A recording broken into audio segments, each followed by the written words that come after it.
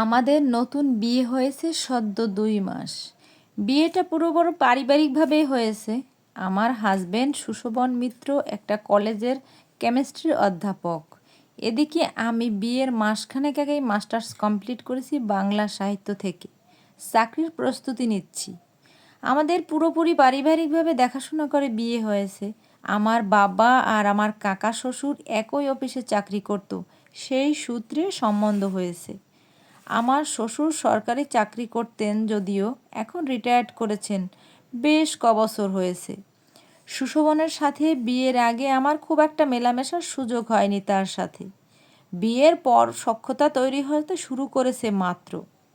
ইদানিং আমার চাকরির পড়াশোনার জন্য বাহিরে যাওয়া হয় না, সারাদিন বাড়িতে দিন কাটে। অন্যদিকে সুশোভনও কলেজ স্টুডেন্ট নিয়ে ব্যস্ত থাকে।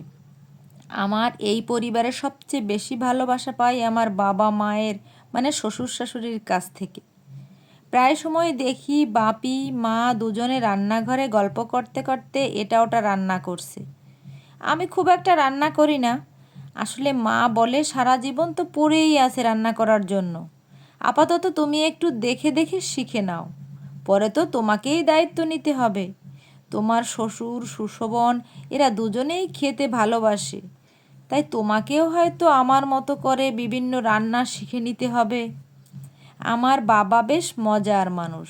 মা মানে শাশুড়ি মা সবসময় গল্প করে, জানো তো তরি, তোমার শ্বশুর অনেক ভালো মানুষ, অনেক রোমান্টিক মানুষ, কিন্তু আমাদের ছেলেটা বাবার ধাঁচে একদম পায়নি, একদম বাবার মতো বউ পাগলা হয়নি। তবে যাই হোক, হাল কিন্তু তোমাকেই ধরতে হবে। নিজের স্বামীর থেকে কিভাবে ভালোবাসা আদায় করতে হবে সেটা শিখে নিতে হবে। তবে আমি তোমাকে একটা টিপস দিতে পারি, যে ছেলে মানুষ হলো ভোজন রসিক। অধিকাংশ ছেলেই বউয়ের হাতের দারুণ দারুণ রান্না করে খেতে তাদের মন ভালো হয়ে যায়। বাসায় সবসময় সেজেগুজে থাকবে। ও আসার আগে আগে একটু চুল খোলা রাখবে।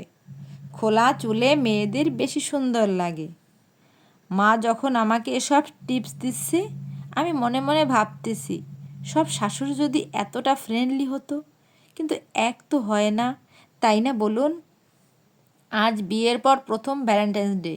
যদিও এসব নিয়ে সুশোভনের তেমন চিন্তা নেই। কলেজে যাওয়ার সময় অবধি সবটা স্বাভাবিক ছিল। সে উইশও করেনি। মনে হয় না এসব ডেটে তার কোনো সাড়া আছে।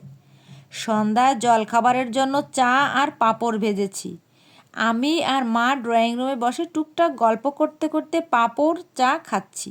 এমন সময় বাবার হাতে দেখলাম অনেকগুলো লাল গোলাপ আর দুটো প্যাকেট। বাইরে থেকে এসে বাবা সবসময় দেখি মাকে খোঁজ করে, আজকেও তেমনটাই করলো। আমিও বাবার জন্য চা তৈরি করতে গিয়ে এসে দেখি বাবা মা গোলাপ হাতে ড্রয়িং রুমে এসে আমাকে 5টা গোলাপ ফুল আর প্যাকেটটা হাতে দিয়ে বলল, শুভ ভালোবাসা দিবস বৌমা। আমি তো পুরো হয়ে গেলাম। শ্বশুর শাশুড়িও কখনো ভালোবাসা দিবসে ছেলের বউকে গোলাপ আর গিফট দেয়?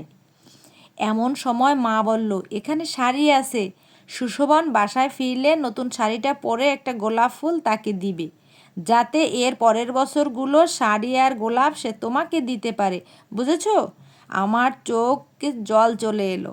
এমন সুন্দর সংসারের স্বপ্ন পূরণ হওয়ার সৌভাগ্য আমার জীবনে এভাবে পূরণ হবে আমি কল্পনাও করতে পারি না। বিয়ের সম্বন্ধ হওয়ার পর ভেবেছিলাম, এত ছোট সংসার, মাত্র 3 জনের পরিবার, আমার সময় কিভাবে যাবে। অথচ আমি যে এত বেশি ভালো থাকবো কল্পনাতেও ছিল না।